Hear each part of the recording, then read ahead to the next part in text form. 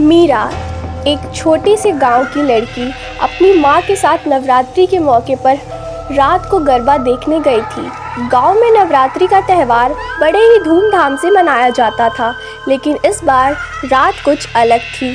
आसमान में घने बादल छाए हुए थे और एक अजीब सी ठंडी हवा चल रही थी। मीरा की माँ ने चलते वक्त कहा, बेटा ज़्यादा देर मत करना, नवरात्रि के वक्त रात में दोनों शक्तियाँ अच्छी और बुरी दोनों अपने पीक पर होती हैं, जल्दी घर लौट आना। गरबा के अंत में मीरा अपने घर अकेली लौट रही थी, क्योंकि उसकी सहेलियाँ अपने घर चली गई थी। रात का सन्नाटा गहरा होता जा रहा था और रास्ते के दोनों तरफ बड़े बड़े पीपल के पेड़ थे, जिन्हें लेके लोगों के मन में हमेशा से एक अनजान डर था। मीरा को भी मन ही मन कुछ असहज सा महसूस हो रहा था। तभी अचानक उसने पीपल के पत्तों की खड़बड़ाहट सुनी। उसने पीछे मुड़कर देखा, लेकिन कुछ नहीं था। धड़कनें तेज हो गई थी और उसके पैर अपने आप थोड़ा तेज चलने लगे। जैसे जैसे वो रास्ते के सबसे अंधेरे हिस्से में पहुंची, हवा और तेज और ठंडी हो गई। यानी वह जगह तो रात में बहुत डरावनी हो गई होगी ना। और लोगों ने वहाँ पे जाना अवॉइड किया, क्योंकि लोग कहते थे कि उस रास्ते से नहीं जाना चाहिए, इसीलिए लोग वहाँ से जाना अवॉइड करते थे।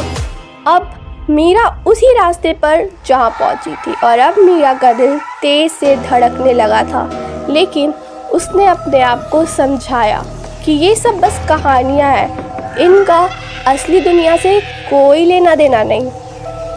लेकिन जब मीरा रास्ते के बीच से गुजर रही थी, उसके सामने एक अजीब सी लाल बिंदी वाली औरत का साया दिखाई दिया।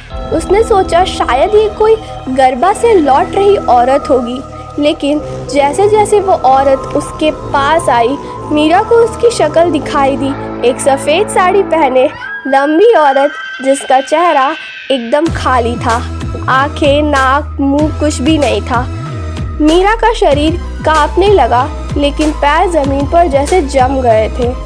वो साया धीरे धीरे मीरा की और करीब आने लगा और उसकी लंबी काली उंगलियां मीरा की तरफ बढ़ने लगी। मीरा का गला सूख गया था, सांस अटकी हुई थी और वो कुछ बोल भी नहीं पा रही थी। उस वक्त उसने अपने आसपास देखा, लेकिन सब कुछ अंधेरा और खाली था, जैसे दुनिया ख़त्म ही हो गई हो। मीरा को लगा जैसे आज दुनिया का अंतिम दिन है और आज के बाद दुनिया ख़त्म हो गई है। वह चुड़ैल का हाथ मीरा के गले के पास आया।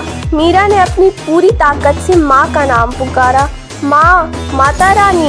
तभी अचानक से एक बिजली चमकी और आसमान से एक रोशनी का गुब्बारा जैसे रास्ते के बीच गिर गया। मीरा ने अपनी आंखों के सामने एक रूप देखा, माता रानी का। लाल साड़ी में तीनों नेत्रों से तेज प्रकाश निकालते हुए त्रिशूल हाथ में लिए माता रानी मीरा और चुड़ैल के बीच आ खड़ी हो गई। जैसे ही चुड़ैल ने माता रानी का रूप देखा, वह तेज चीख मारकर हवा में गायब हो गई। माता रानी ने अपना हाथ मीरा के सिर पर रखा और बोला, डर मत बेटा, मैं हमेशा अपने भक्तों की रक्षा करती रहूंगी। उस पल मीरा ने एक अजीब सी शांति महसूस की, जैसे उसका सारा डर खत्म हो गया हो। देवी माँ का रूप धीरे धीरे रोशनी में विलीन हो गया और मीरा को लगा जैसे कुछ हुआ ही नहीं था। मीरा ने अपनी आँखों को झपकाया, अपनी पलकों को झपकाया, सब कुछ वैसा ही था, लेकिन अब उसके मन में कोई डर नहीं था। वह दौड़कर अपने घर पहुंची, अपनी माँ को सब कुछ बताया और माँ ने मुस्कुराते हुए कहा, मैंने कहा था ना, जब तक माता रानी को याद करती रहोगी, कोई भी बुरी चीज़, कोई भी बुरा साया तुम्हें छू भी नहीं सकता।